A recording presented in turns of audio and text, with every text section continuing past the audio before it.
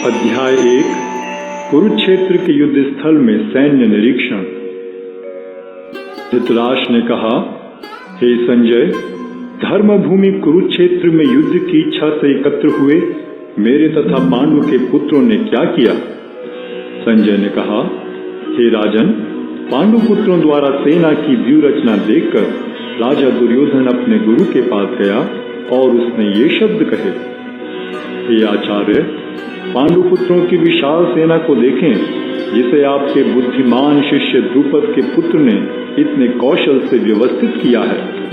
इस सेना में भीम तथा अर्जुन के समान युद्ध करने वाले अनेक वीर धनुर्धर हैं, यथा महारथी युयुधान, विराट तथा द्रुपद। इनके साथ ही धृष्टकेतु, चेकितान, काशीराज, पुरुजित, कुंतीभोज तथा शैब्य जैसे महान शक्तिशाली योद्धा भी हैं।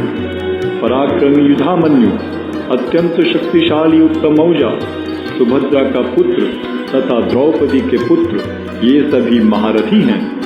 किंतु हे ब्राह्मण श्रेष्ठ, आपकी सूचना के लिए मैं अपनी सेना के उन नायकों के विषय में बताना चाहूंगा जो मेरी सेना को संचालित करने में विशेष रूप से निपुण हैं।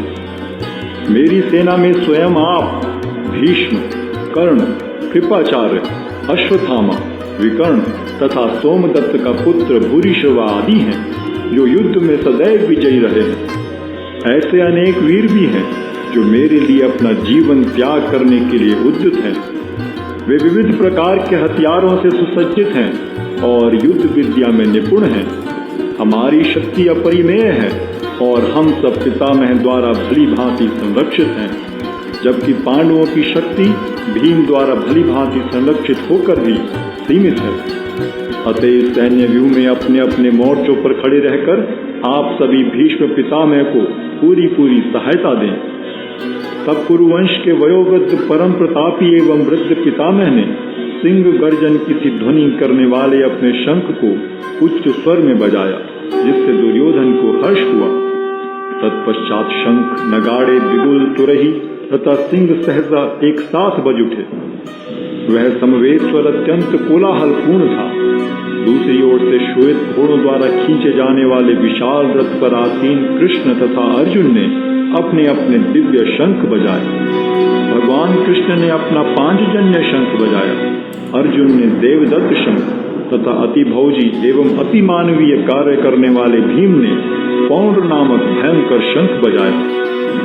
हे राजन, कुंती पुत्र राजा युधिष्ठिर ने अपना अनंत विजय नामक शंख बजाया तथा नकुल और सहदेव ने सुघोष एवं मणिपुष्पक शंख बजाए।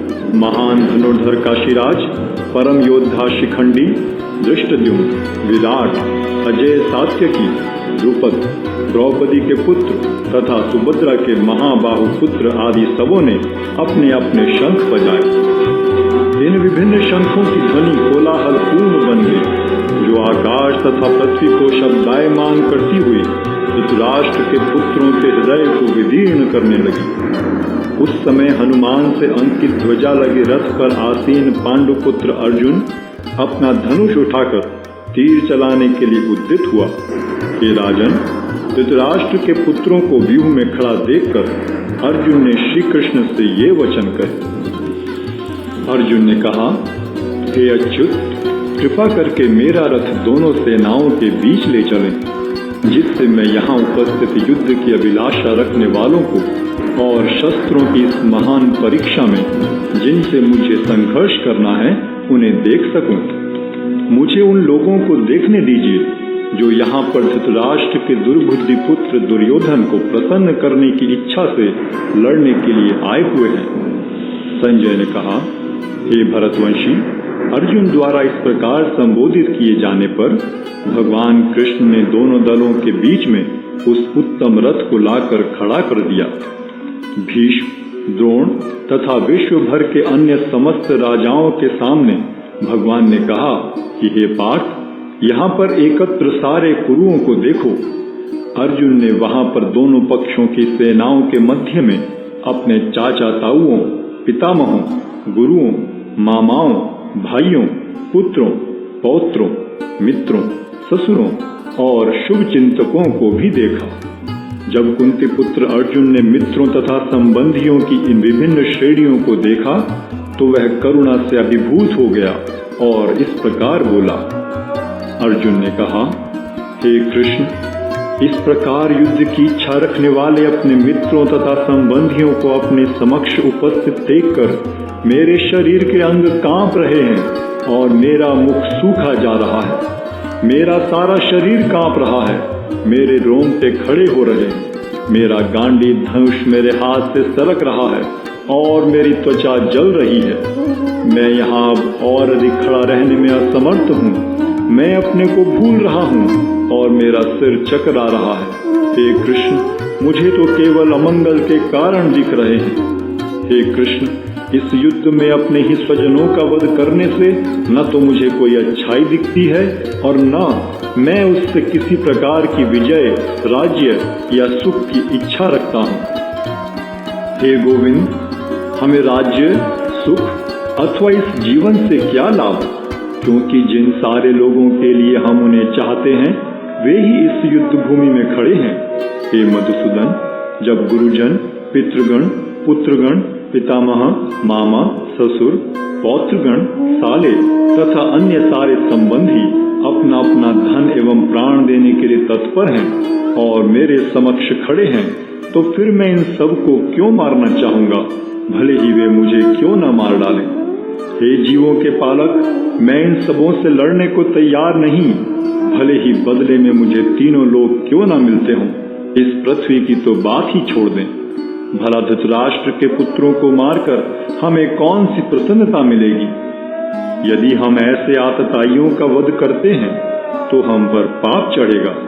अतः यह उचित नहीं होगा कि हम धृतराष्ट्र के पुत्रों तथा उनके मित्रों का वध करें। हे लक्ष्मीपति कृष्ण, इससे हमें क्या लाभ होगा और अपने ही कुटुंबियों को मारकर हम किस प्रकार सुखी हो सकते हैं? हे जनार्दन, यद्यपि लोक से अभिभूत चित्त वाले ये लोग अपने परिवार को मारने या अपने मित्रों से द्रोह करने में कोई दोष नहीं देखते, किंतु हम लोग जो परिवार के विनष्ट करने में अपराध देख सकते हैं, ऐसे पाप कर्मों में क्यों प्रवृत्त हों? कुल का नाश होने पर सनातन कुल परंपरा नष्ट हो जाती है और इस तरह शेष कुल भी अधर्म में प्रवृत्त हो जाता है। हे कृष्ण, जब कुल में अधर्म प्रमुख हो जाता है तो कुल की स्त्रियां दूषित हो जाती हैं और स्त्रीत्व के पतन से हे वृष्णिवंशी अवांछित संतानें उत्पन्न होती हैं। अवांछित संतानों की वृद्धि से निश्चय ही परिवार के लिए तथा पारिवारिक परंपरा को विनष्ट करने वालों के लिए नारकीय जीवन उत्पन्न होता है। ऐसे पतित कुलों के पुरखे गिर जाते हैं क्योंकि उन्हें जल तथा पिंडदान देने की क्रियाएं समाप्त हो जाती हैं। जो लोग कुल परंपरा को विनष्ट करते हैं और इस तरह अवांछित संतानों को जन्म देते हैं, उनके दुष्कर्मों से समस्त प्रकार की सामुदायिक योजनाएं तथा पारिवारिक कल्याण कार्य विनष्ट हो जाते हैं। हे प्रजापालक कृष्ण, मैंने गुरु परंपरा से सुना है कि जो लोग कुल धर्म का विनाश करते हैं वे सदैव नरक में वास करते हैं। ओह, कितने आश्चर्य की बात है कि हम सब जघन्य पाप कर्म करने के लिए उद्यत हो रहे हैं। राज्य सुख भोगने की इच्छा से प्रेरित होकर हम अपने ही संबंधियों को मारने पर तुले हैं। यदि शस्त्रधारी धृतराष्ट्र के पुत्र मुझ निहत्थे तथा रणभूमि में प्रतिरोध न करने वाले को मारें तो यह मेरे लिए श्रेयस्कर होगा।